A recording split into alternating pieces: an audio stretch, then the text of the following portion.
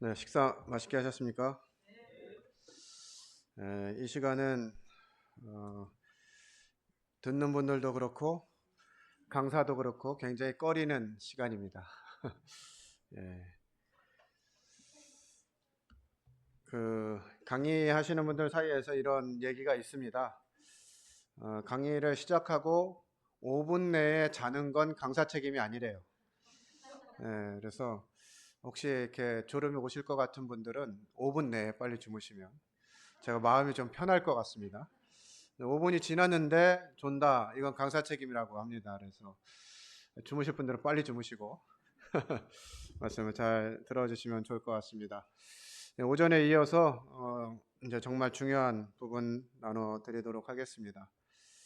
좀 정리하면 하나님의 형상을 따라 지음받은 사람이 하나님이 만드신 세상을 다스리도록 하셨는데 선악을 알게 하는 나무를 선택함으로 인해서 자기 스스로 이제 선악을 결정하는 하나님의 위치에 올라가는 반역죄를 저지르게 됐다.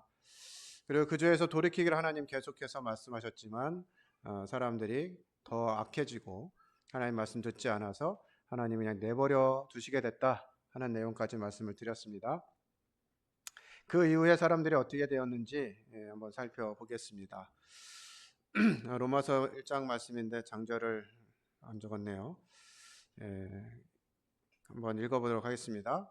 하나님을 알되 하나님을 영화롭게도 아니하며 감사하지도 아니하고 오히려 그 생각이 허망하여지며 미련한 마음이 어두워졌나니 스스로 지혜 있다 하나 어리석게 되어 썩어지지 아니하는 하나님의 영광을 썩어질 사람과 새와 짐승과 기어다니는 동물 모양의 우상으로 바꾸었느니라. 네. 오늘날 살고 있는 인생의 모습이 아닌가 하는 생각이 듭니다. 하나님을 알지만 하나님을 영화롭게도 하지 않고 감사하지도 않고 오히려 생각이 허망해져서 뭔가 더 이 세상에서 누려보려고 하는 이 세상의 주권자 사단이 만들어 놓은 그 흐름을 그냥 따라서 살아가게 되죠. 이건 믿지 않는 사람이나 믿는 사람이나 똑같은 상황 속에서 살고 있게 됩니다. 그래서 하나님을 믿는다고 하는 하나님의 자녀들이 하나님 말씀에 집중하지 않으면 그냥 세상 사람들과 똑같이 살 수밖에 없게 돼 있어요. 어제 제가 영상으로도 보여줬습니다만 이 사람의 뇌가 기본적으로 이 죄성을 가진 뇌는 그냥 다른 사람들이 하는 거를 같이 해야 편안함을 가지게 돼 있도록 변질돼 버렸습니다. 그래서 오히려 하나님을 위해서 사는 것보다 그냥 세상 사는 게 더 쉬워요. 성경에도 보면 출애굽할 때 애굽이 어떤 땅인가 하는 부분들 이렇게 설명해 주는 부분들에 있어서 우리에게 교훈을 주십니다. 여러분들 애굽이 살기 좋아요? 광야가 살기 좋아요? 네? 당연히 애굽이 더 살기 좋겠죠. 가나안 땅, 그럼 광야 말고 가나안 땅하고 애굽하고 어느 땅이 더 살기 좋을 것 같아요? 네? 가나안 땅이 훨씬 더 잘 살 것 같잖아요. 좋을 것 같잖아요. 근데 성경이 설명을 그렇게 안 해요. 너희가 나온 땅은 하면서 애굽 땅을 얘기할 때 거기는 밭에 물대기를 발로 댔다 이렇게 표현합니다. 그러니까 농사 지으려면 물을 끌어와야 되는데 애굽에서는 그냥 그 나일강이 늘 범람하고 찰찰 차 있으니까 발로 그냥 땅에다가 이렇게 발로 금거 가지고 내 밭에까지 길만 만들어준 물이 들어오는 거예요. 거기서 이모작도 하고 삼모작도 하잖아요. 어. 그런데 애굽 땅은 가나안 땅은 어떠냐? 거기는 땅이 비를 흡수하는 땅이다 그랬어요. 그래서 참 한국말이 어려운 것 같아요. 비를 흡수하니까 땅에다가 물을 막 저장해 놨다가 때 되면 농사 짓고 이러는 거구나 이렇게 이해가 되는데 흡수한다는 말은 그게 아니라 그냥 다 없어진다는 말이에요. 비가 와도 물이 저축이 되질 않아요. 다 사라져 버리는 땅이 가나안 땅입니다. 그러니까 가나안 땅에 젖과 꿀이 흐르는 땅이라고 해가지고 갔는데 형편이 그렇다고요. 그래서 가나안 땅에서는 농사 지려면 어떻게 되느냐? 하나님이 이른 비와 늦은 비를 적당한 때에 내려주셔야 농사가 되는 땅이에요. 누구와 함께 있으면 잘 살기 좋은 것이냐? 하나님과 함께하면 살기 좋은 것입니다. 그런데 하나님이 없이는 살기 힘든 것이에요. 가나안 땅은. 왜냐하면 거기 온갖 우상들이 다 있고요. 그냥 눈 한 번만 팔면 그냥 우상에 팔리게 돼 있는 그런 세상이 바로 가나안입니다. 마찬가지로 오늘 우리가 살고 있는 이 세상도 그래요. 하나님께 집중하지 않으면, 하나님의 말씀이 살아서 동작하지 않으면 그냥 세상처럼 됩니다. 세상에 얼마나 많은 우상들이 있어요. 그림처럼 뭐 각자 자기가 섬기는 우상들이 다 있죠. 사람들이 어떻게 됐느냐? 썩어지지 아니하는 하나님의 영광을 썩어질 사람의 모양으로 바꿨습니다. 하나님을 사람 수준으로 끌어내리는 거예요. 여러분들 요즘 뭐 청소년들 일상교회는 없는 것처럼 보이긴 하는데 그 K-팝하고 아이돌이라고 그러잖아요. 아이돌이 무슨 뜻이에요? 우상이란 뜻이에요. 우상. 살아있는 우상들이 지금 TV에 막 버젓이 나오고 있어요. 가끔 보면 우리 중년의 자매님들은 또 영웅이 오빠라고 막 그러면서 또 이렇게 그 마음을 많이 주시는 분들이 계시더라고요. 그냥 나이에 상관없이 오빠죠. 그냥 우상이 되면. 그런 거예요. 사람을 우상으로 만들었어요. 우리가 그렇게 사람을 높이면 사람이 하나님이 됩니까? 돼요, 안 돼요? 안 돼요. 그러면 그 사람이 진짜 우상이 되려면 내가 그 사람보다 어떤 존재가 돼야 돼요? 못한 존재가 돼야 되잖아요. 사람보다 못한 존재가 돼야 돼요, 내가. 그래야 그 사람이 우상의 역할을 하게 되는 거예요. 그럼 사람보다 못한 존재가 뭡니까? 사람보다 못한 존재 뭐예요? 짐승이죠, 짐승. 그래서 여기 나오잖아요. 하나님의 영광을 썩어질 사람의 모양으로 바꾸었다가 그 수준이 이제 진행되면 어떻게 돼요? 새와 짐승의 모양으로 또 바꾸게 됩니다. 새와 짐승 좋아하세요? 안 좋아하세요? 별로 안 좋아하세요? 금 모아가지고 만드는 동물들 다 그거잖아요. 뭐 거북이, 뭐 이런 거. 그런 게 우상이 되는 거예요. 금 모아가지고 그냥 금덩어리로 존재하질 않잖아요. 금을 뭔가 형상을 빚어서 만들어 놓잖아요. 그렇게 되는 거거든요. 그러니까 짐승을 또 우상처럼 여겨요. 우리 아이들 하는 게임 캐릭터가 다 짐승입니다. 희한하죠? 왜 다 게임 캐릭터가 짐승으로 나올까요? 다 이런 데 있는 거예요. 사람의 모습이 이제 사람만 섬기다가 그것도 만족이 안 되니까 이제 짐승을 우상으로 만들어 가지고 막 그걸 막 생각하고 거기에 빠져 가지고 사는 거예요. 그러면 짐승을 그렇게 섬기면 짐승이 하나님이 됩니까? 안 되죠. 그러면 내가 어떤 존재가 돼야 짐승이 우상이 돼요? 짐승보다 못한 존재가 돼야 되잖아요. 그래야 짐승이 꽤 괜찮은 존재가 되는 거예요. 자, 짐승보다 못한 존재 뭡니까? 여기 나오고 있죠. 기어다니는 동물. 뭐죠? 벌레. 벌레같이 되는 거예요. 사람의 수준이. 그런데 또 뭘로 됐대요? 기어다니는 동물 모양의 우상도 있어요. 그러니까 벌레를 또 우상으로 섬기는 거야. 물론 샘플로 이렇게 했습니다만 우리가 정말 하나님보다 귀하게 생각하고 하나님보다 내가 더 우선순위를 생각하는 것들이 다 이런 것들이라는 거예요. 벌레를 우상으로 섬기면 어떻게 돼요? 벌레가 하나님이 됩니까? 안 돼요. 벌레보다 못한 존재가 돼야 사람이 벌레가 우상이 되는 거예요. 세상 돌아다니다 보면요, 벌레 섬기는 나라들 한둘이 아닙니다. 왜 이집트에서 출애굽할 때 10가지 재앙 다 뭐였어요? 대부분 다 벌레와 관련된 것들이잖아요. 파리며 독종이며 이런 것들, 메뚜기며 이 벌레보다 못한 존재가 되는 거예요. 벌레보다 못한 존재가 뭡니까? 있어요? 그런 존재? 그냥 쓰레기 같은 거예요. 하나님의 형상을 따라 지음받은 사람이 쓰레기같이 되었다고요. 그러니까 하나님 포기하시는 거예요. 얘네들은 더 이상 희망이 없다. 그냥 네 마음대로 살아라. 그렇게 하게 되신 거죠. 어쩔 수 없이. 어쩌다 사람이 이렇게 됐습니까? 이게 죄의 속성이에요. 하나님을 떠나서 자기 마음대로 살아가는 순간 내 존재가 점점 이상한 존재로 내려가야만 마음이 편해지는 세상이 되었다고요. 누가 세상을 이렇게 만들었을까요? 사단 마귀가 그렇게 세상을 운영하는 것이 정신 못 차리게. 그래서 하나님께는 가까이 갈 수 없도록. 쓰레기가 무슨 하나님께 가까이 갑니까? 쓰레기가 무슨 하나님께 영광을 돌려요? 쓰레기가 어떻게 하나님의 형상이 되겠어요? 정말 하나님은 그렇게 수천 년 동안 돌아오라고 너희들 그러면 안 된다고 그렇게 말리셨는데 여전히 인생들은 하나님을 떠나서 쓰레기처럼 살아가고 있는 거예요. 그래서 쓰레기는 어떻게 해야 돼요? 어디다 버려요? 쓰레기통에 버리잖아요. 그 쓰레기 모아가지고 다 어떻게 해요? 소각하잖아요. 소각. 그래서 어쩔 수 없이 사람이 하나님의 심판을 받아서 하나님의 소각장인 지옥에 갈 수밖에 없는 거예요. 쓰레기 같은 짓을 하고 사니까. 지금 겉으로는 그렇게 안 보이지만 우리 눈에 사람들의 속마음이 다 보인다고 생각해 보세요. 오늘같이 피곤해 죽겠는데 밥 먹고 나서 또 말씀 들으라고. 뭐 이런 게 보인다고 생각해 보세요. 그 사람들 마음이 다 보인다고 생각해 보세요. 얼마나 흉악한 세상이 되겠습니까? 그냥 안 보이는 것 같으니까 그냥 괜찮은 것처럼 살아가고 있는 거죠. 정말 인생의 모습 보면 어떻게 이럴 수 있나 싶은 생각이 듭니다.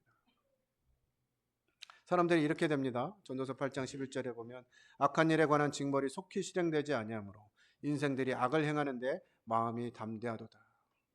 처음에는 그냥 거짓말 한 번만 해도 나 어떡하지 막 이러다가 중학생 되면 거짓말해도 엄마가 잘 모르는 것 같은데 엄마 바보 아니야? 막 이렇게 생각되면서 엄마 속여먹고 책 사야 돼요. 준비물 사야 돼요.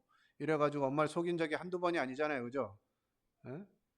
10,000원인데 12,000원이라고 그러고 이런 식으로 해서 사람 속이는 게 한두 번이 아니잖아요. 직장 다니시는 분들 그냥 거짓말이 너무 밥 먹듯이 돼가지고 사장님 계신가요? 계신데도 안 계십니다. 외출하셨습니다. 출장 중이십니다. 그냥 이런 거는 그냥 죄도 아닌 것처럼 느껴지는 거예요.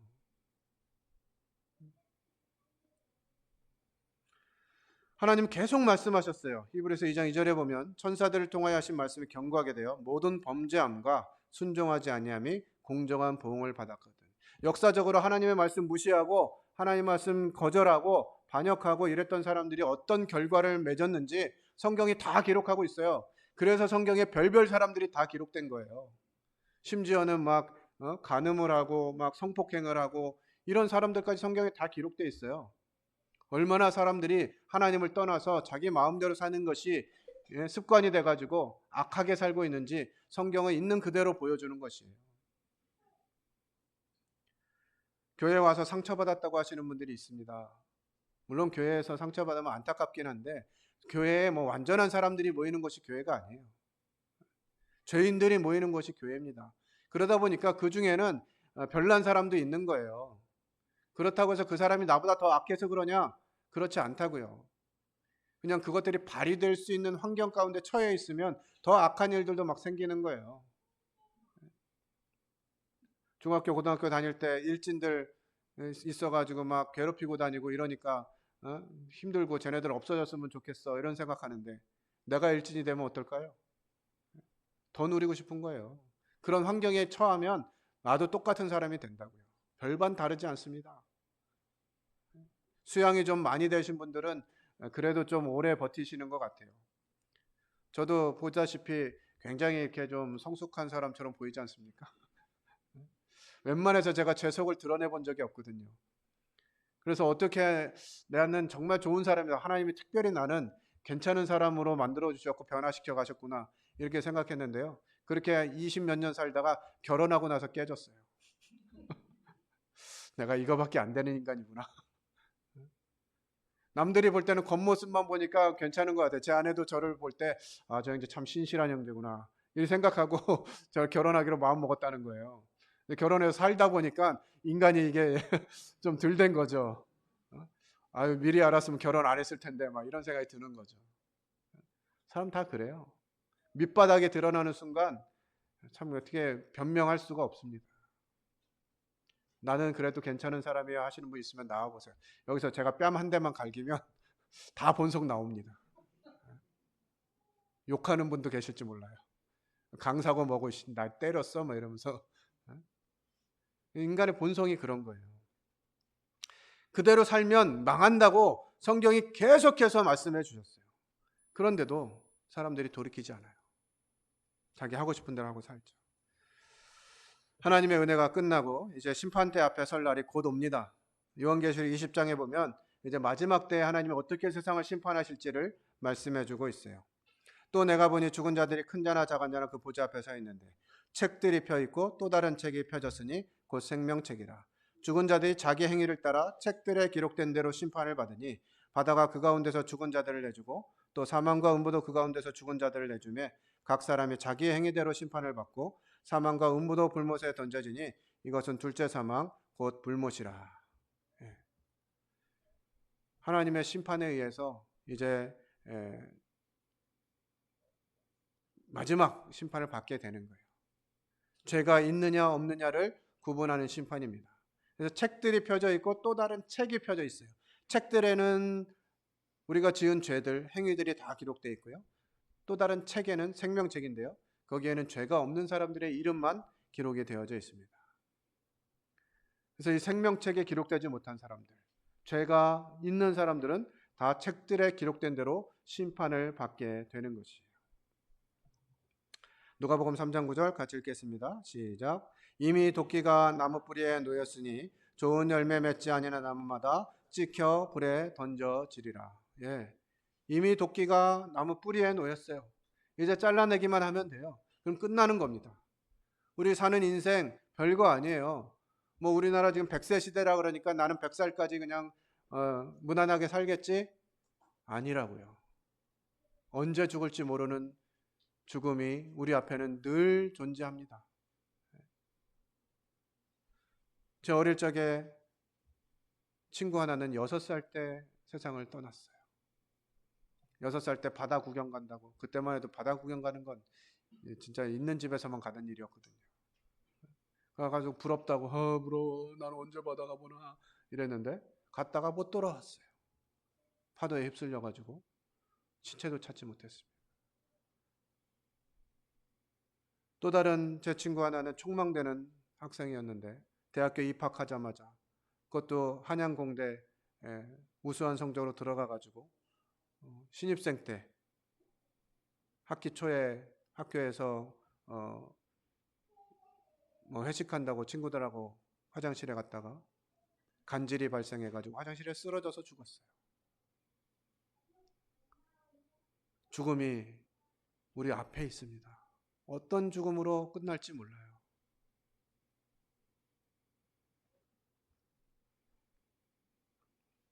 하나님이 은혜를 주시면 하나님의 복음을 듣고 구원받을 수 있는 거예요. 죽음에서 자유로울 수 있는 사람이 없습니다. 언제 어떤 방법으로 죽게 될지 몰라요.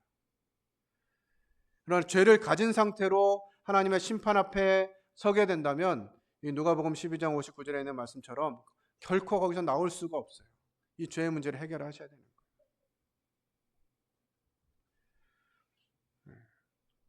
생명을 주시고 아들 삼고자 했더니 하나님의 계획하심이 아담이 범죄함으로 인해서 죄가 세상에 들어오고 사람들이 죄 때문에 하나님의 계획하심이 실패하신 것처럼 보입니다. 그런데 하나님은요, 포기하지 않으셨어요.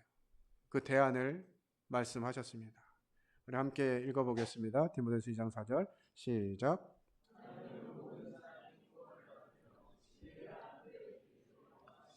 네, 하나님은요, 그 누구도 지옥에 가는 걸 원치 않으세요. 이렇게 쓰레기같이 타락해버린, 하나님 없이 망가져버린 인생들에게 여전히 구원을 하시기를 원하신다고 말씀하시는 것입니다. 우리 에스겔 33장 11절도 같이 읽겠습니다. 시작. 말하라, 주 여호와의 말씀이니라. 나의 삶을 두고 맹세하노니 나는 악인이 죽는 것을 기뻐하지 아니하고 악인이 그 길에서 돌이켜 떠나 사는 것을 기뻐하노라. 이스라엘 족속아, 돌이키고 돌이키라. 너희 악한 길에서 떠나라. 어찌 죽고자 하느냐 하셨다 하라. 네, 하나님 우리에게 간절히 말씀하십니다. 정말 너무나 간절하게 말씀하시는 거예요. 나의 삶을 두고 맹세한다. 하나님이 하나님의 이름을, 하나님의 존재를 걸고 맹세하시는 거예요. 난 너희들이 지옥 가는 거 원치 않아. 제발 돌이켜서 내가 너희들을 위해서 예비한 그 내 나라에 들어오라고 지금 간절히 말씀하시는 거예요. 지금 상태에서 머물지 말고 돌이켜서 하나님께 돌아오라고 하시는 겁니다. 그 하나님께서 어떻게 생명을 주시느냐? 이렇게 길을 여셨어요.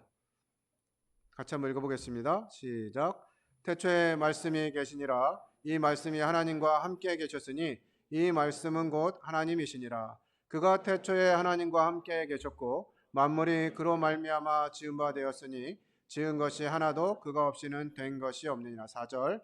그 안에 생명이 있었으니 이 생명은 사람들의 빛이라. 예, 생명이 나타나기 시작했습니다. 예수님이 왜 이 땅에 오셨냐? 하나님의 계획을 다시 회복시키기 위해서 오신 거예요. 무엇을 가지고? 그 안에 뭐가 있었다고요? 예수님 안에 생명이 있었다고요. 하나님이 사람을 하나님의 형상 따라 지으시고 그 사람에게 생명 주기 원하셨잖아요. 언제? 처음에 세상을 만드셨을 때. 근데 그게 실패로 끝났어요. 그들이 선악을 알게 하는 나무를 먹고 나서 죄인 된 상태로는 생명나무를 먹으면 안 됐기 때문에 그들을 에덴 동산에서 쫓아내시고 선악을 알게 하는 나무 먹지 못하게 내보내셨어요. 그런데 그 하나님이 다시 생명을 누구에게 주셨어요? 그 아들 대신 예수님께 주셨다고요. 요한복음 5장 26절 같이 읽겠습니다. 시작. 아버지께서 자기 속에 생명이 있음 같이 아들에게도 생명을 주고 그 속에 있게 하셨고, 예, 하나님이 하나님 안에 있던 생명을 누구에게 주셨다고요? 아들에게 주셨다는 거예요. 왜요? 그 생명을 어떻게 하려고 아들에게 주셨을까요? 그냥 아버지하고 아들하고 그냥 계시면 두 분이 행복하고 두 분이 완전하시기 때문에 부족함이 없으신 분이기 때문에 아무런 문제가 없습니다. 그런데 하나님께서 그 생명을 아들에게 주셔서 그 아들을 세상에 보내주셨다는 거예요. 세상에 생명을 주시려고. 요한일서 1장 2절입니다. 같이 읽겠습니다. 1장 2절이네요. 요한 1서 1장 2절 같이 읽겠습니다. 시작. 이 생명이 나타내신 바 된지라 이 영원한 생명을 우리가 보았고 증언하여 너에게 전하노니 이는 아버지와 함께 계시다가 우리에게 나타내신 바 된 이시니라. 예, 하나님의 생명이 이 땅에 오신 거예요. 어떤 모습으로? 아들의 모습으로, 인생의 모습을 하고 하나님께서 생명을 가지시고 이 땅에 오신 거예요. 뭐 하시려고? 이 생명을 우리에게 주시고자 오신 것입니다. 그 예수님 어떻게 오셨냐? 요한복음 1장 11절로 13절인데요. 굉장히 중요한 말씀입니다. 혹시 지금 졸리시던 분들은 다시 한번 환기를 하시고 이 말씀 잘 읽어보시기 바랍니다. 같이 읽겠습니다. 시작. 자기 땅에 오매 자기 백성이 영접하지 아니하였으나 영접하는 자 곧 그 이름을 믿는 자들에게는 하나님의 자녀가 되는 권세를 주셨으니 이는 혈통으로나 육정으로나 사람의 뜻으로 나지 아니하고 오직 하나님께로부터 난 자들이니라. 네, 예수님이 이 땅에 오셨는데 어떻게 오셨어요? 자, 11절에 자기 땅에 오셨다 이렇게 이야기합니다. 자기 땅. 그러면 어떤 자격을 가지고 오신 걸까요? 이 땅의 주인으로 오신 거죠. 예수님이 이 땅에 오셨을 때 어떤 자격으로 오셨냐면 주인으로 오셨다고요. 이 땅 원래 누구 거였어요? 원래 하나님 거였어요. 그래서 그 주인으로 예수님이 이 땅에 오신 거예요. 또 자기 백성이 그랬네요. 자기 백성이 있는 분의 지위는 뭡니까? 왕이죠, 왕. 그러니까 예수님이 이 땅에 오셨을 때 이 땅의 주인으로 또 인생의 왕으로 오셨다는 거예요. 그런데 어떻게 했어요? 사람들이 영접하지 않았어요. 왜? 하나님이 나 왕 되는 거 싫어. 하나님이 나를 다스리고 뭐 나 주인 행세하고 이런 거 싫어. 왜요? 내가 주인이니까 내 마음대로 살고 싶으니까 하나님이 주인으로 오시고 왕으로 오신 것을 거절한 거예요. 그런데 어떤 사람들, 영접하는 사람들, 누구를? 그 아들의 이름을 믿는 자. 그 아들의 이름 뭡니까? 예수, 구원자이시고요. 그분이 이 땅에 왕과 주인으로 오셨다고요. 그러신 예수님을 믿는 자들에게는 예수님이 이 땅의 주인이시고 왕이시고 나의 죄 문제를 해결하실 수 있는 분이시고 나의 모든 것을 가지신 주권자시구나, 나의 주인이시구나, 이 사실을 믿고 받아들이는 사람들에게 무슨 권세를 주신다? 하나님의 자녀가 되는 권세를 주신다는 거예요. 그냥 예수님 제 죄 용서해 주셔서 감사해요, 저 이제 하나님 자녀가 될래요, 이런 개념이 아니에요.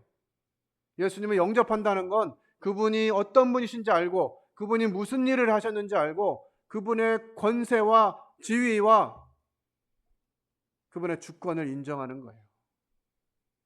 많은 사람들이 예수님 믿는 거, 그래 내 죄 용서해 주셨으니까 그 사실만 믿으면 지옥 안 가고 천국 가는 거야.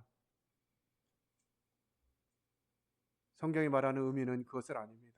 지옥에서 가지 않는 것은 나만 구원받는 거예요. 형벌에서 벗어나는 겁니다.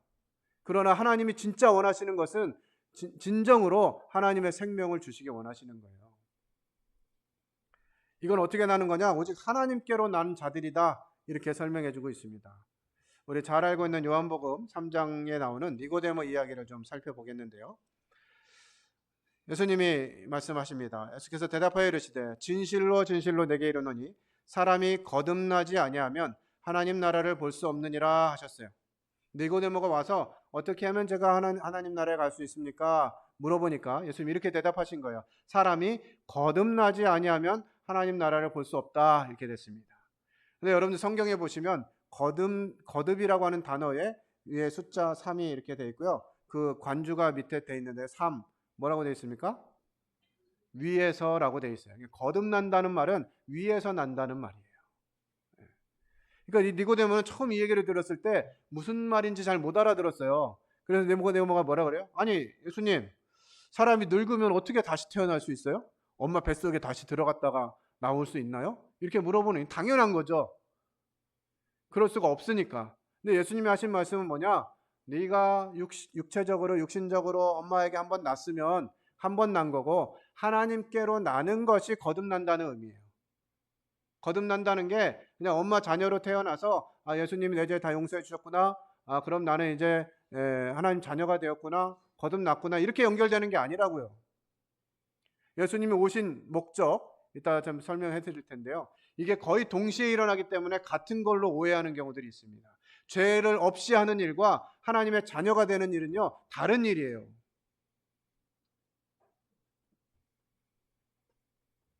예수님이 다시 말씀하셨어요. 그렇게 나는 게 아니라 물과 성령으로 나는 거다. 그러니까 이 세상에서는 이해가 잘 안 됩니다. 어떻게 내가 2번 날 수 있지? 다시 태어날 수 있지? 이게 이해가 잘 안 되는 거예요. 성경은 이것을 분명히 말하는 거예요. 하나님께로 나는 게 거듭나는 거예요. 엄마 아빠로부터 나는 것은 태어난 거죠. 엄마 아빠로부터 생명을 받아서. 마찬가지로 하나님께로부터 태어나는 것, 하나님의 생명을 받아서 태어나는 것이 거듭나는 거예요. 그래서 요한복음 1장 13절에 이는 혈통으로나 육정으로나 사람의 뜻으로 나지 아니하고 오직 하나님께로부터 난 자다 이렇게 얘기하는 거죠. 하나님께로부터 태어나야 거듭나는 거고요. 하나님의 자녀가 되는 거예요. 그냥 예수님이 때 이제 다 용서해 주셨어. 그 사실 믿으면 지옥에 가지 않는 거야. 이건 이런 단순한 문제가 아니라고요. 하나님께로 태어나야 되는 거예요. 그게 거듭나는 겁니다. 요한복음 1장 11절 12절 말씀을 풀었으면 이렇습니다. 하나님이 자기 땅에 오셨어요. 주인으로 오셨습니다. 그랬더니 자기 백성이 영접하지 않았대요. 왕으로 오셨는데 그거 인정하지 않은 거예요. 하지만 그분을 자기의 주인과 왕으로 영접하는 거. 이거 뭐냐? 결국은 주인 바꾸는 거예요. 구원받는 거, 하나님 자녀가 되는 거 뭐냐? 주인 바꾸는 거예요. 그동안 내 마음대로 살아왔고 내 뜻대로 살아왔고 내가 내 인생의 주인이 되어서 내가 왕처럼 살아온 이것들을 바꾸는 거예요. 하나님, 그동안 제가 살아왔던 이 죄됨, 저 스스로 주인 되고 저 스스로 왕 돼서 살아온 이 죄를 회개합니다. 이제 더 이상 제 마음대로 살지 않고 저의 주인 되시고 저의 왕 되시는 하나님의 뜻대로 살겠습니다 라고 하는 것이 영접입니다. 예수님 들어오세요. 문 열면 막 주인이 들어옵니까? 아무나 막 들어와요. 그런 개념이 아니라고요. 이 땅의 주인과 왕으로 오신, 나의 왕과 나의 주인으로 오신 그 예수 그리스도를 내 마음 가운데 그분의 지위대로 받아들이게 될 때 그것이 영접하게 되는 거예요. 그분 안에 생명이 있기 때문에 그 생명이 내 안에 들어오면 저도 하나님의 자녀가 되는 것입니다. 그것을 요한일서 5장에서 설명해 주고 있습니다. 같이 읽어볼게요. 요한일서 5장 9절로 13절입니다. 시작. 만일 우리가 사람들의 증언을 받을진대 하나님의 증거는 더욱 크도다. 하나님의 증거는 이것이니 그의 아들에 대하여 증언하신 것이니라. 하나님의 아들을 믿는 자는 자기 안에 증거가 있고 하나님을 믿지 아니하는 자는 하나님을 거짓말하는 자로 만드나니 이는 하나님께서 그 아들에 대하여 증언하신 증거를 믿지 아니하였습니다. 또 증거는 이것이니 하나님이 우리에게 영생을 주신 것과 이 생명이 그의 아들 안에 있는 그것이니라. 예. 하나님이 지금 증언하고 계세요. 하나님이 법적으로 이 중요한 문제니까 분명한 증인으로서 증거하고 계시는 거예요. 뭐에 대해 증거하느냐? 그 아들에 대해서 증거하는 거예요. 내가 아들을 왜 보냈냐? 이거 정확히 알라는 거죠. 그러면서 말씀하십니다. 증거는 이것이니 하나님이 우리에게 영생을 주셨어요. 누구를 통해서? 아들을 통해서. 그 아들 안에 생명을 딱 넣어 놓으시고 그 아들을 이 땅에 보내신 거예요. 그래서 그 분을 우리 안에 주인으로 왕으로 딱 모셔드리는 순간 그분 안에 있는 하나님의 생명이 우리 안에 들어오는 것입니다. 그래서 아들이 있으면 생명이 있고 아들이 없으면 생명이 없다는 말이 이렇게 연결되는 거예요. 그냥 예수님 저의 주인이 되세요. 제 죄 용서해 주셔서 감사해요. 이것이 아니라 그 하나님의 생명을 가지신 그 아들을 내 안에 생명으로 받아들이게 될 때 하늘로부터 나는 것이 되는 것이고요. 하나님의 자녀가 되는 것이에요. 이 생명이 누구 안에 있다고요? 그 아들 안에 있다고요. 그래서 우리가 그 아들을 믿는 것입니다. 그분의 이름, 그분의 지위, 그분의 자격, 이걸 받아들이는 것이에요. 아들이 있는 자에게는 생명이 있고 하나님의 아들이 없는 자에게는 생명이 없느니라. 우리 안에 있는 증거가 뭐냐? 너 구원받은 증거가 뭐야? 라고 하면 살아있다는 증거를 내야 될 거 아니에요. 그죠? 우리 딸, 중2 딸, 엄마 딸 맞아요? 아빠 딸? 어떻게 증명할 거예요? 살아있잖아요. 그리고 유전자 검사, DNA 검사하면 99.99999 나와요. 그렇게 증명할 수 있어야 돼요. 또 그거 아니더라도 눈도 닮았고요. 코도 닮았고요. 그냥 엄마 닮았어요. 이런 증거가 있어야 된다고요. 우리가 영생이 있다고 하는, 생명이 있다고 하는, 내가 하나님의 자녀가 되었다라고 하는 증거가 뭐냐? 그 아들이 내 안에 있느냐 없느냐라고요. 그게 왜 중요하냐? 그 아들 안에 생명이 있기 때문에. 그래서 아들이 있으면 생명이 있는 거고 아들이 없으면 생명이 없는 거예요. 내가 구원 받았나 안 받았나 좀 헷갈리는 학생들 생각해 보세요. 혹시 내가 예수 그리스도 그분을 나의 주인으로 나의 왕으로 인정하고 그분이 나의 삶을 다스리도록 내어드린 경험이 있는지. 그냥 지식으로 내가 죄인인데 예수님이 십자가에서 다 용서해 주셨어. 그러니까 나는 그 사실을 믿으면 하나님 구원받고 하나님 자녀가 된 거야. 이론이 아니에요. 지식이 아닙니다. 이것은 실제적으로 일어나는 사건이에요. 예수 그리스도가 내 안에 들어올 때 아무런 변화가 없을 수가 없어요. 이 놀라운 하나님의 생명을 가지게 됐는데 그냥 밋밋하다? 그저 그냥 이론으로 지식으로 배워서 하나님 자녀가 될 수 없는 거예요. 하나님께로부터 태어나는 겁니다. 내가 하나님의 아들의 이름을 믿는 너에게 이것을 쓰는 것은 너희로 하여금 너에게 영생이 있음을 알게 하랍니다. 예수님의 생명, 하나님이 아들에게 주신 그 생명은 영원한 생명입니다. 그런데 생명을 받기 전에 해결해야 할 문제가 하나 있어요. 혹시 기억하시나요? 에덴 동산에서 선악을 알게 하는 나무 먹은 아담과 하와가 어떻게 됐었죠? 어떻게 됐어요? 쫓겨났죠? 네. 생명나무 먹지 못하도록 쫓겨났어요. 왜? 뭐 때문에? 죄를 가지게 돼서. 그 죄를 가진 상태로는 생명나무를 먹으면 안 되는 거예요. 네. 그래서 하나님께서 이 죄를 해결하시기 위해서 계획하신 방법, 그것이 바로 그 아들이 이 땅에 오셔서 이 죄 문제를 해결하시는 거예요. 우리 베드로전서 2장 24절 같이 읽겠습니다. 시작.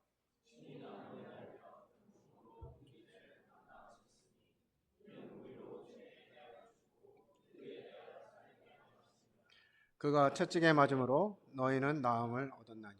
네.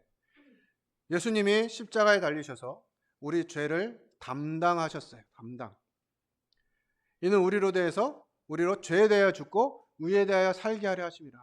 하나님이 이 생명을 주시려고 예수님을 보내셨는데 이 예수님을 생명으로 받아들이기 전에 반드시 해야 될 일이 있는데 뭐냐면 죄를 해결하는 거예요. 죄가 없어져야 생명을 받아들일 수가 있다고요.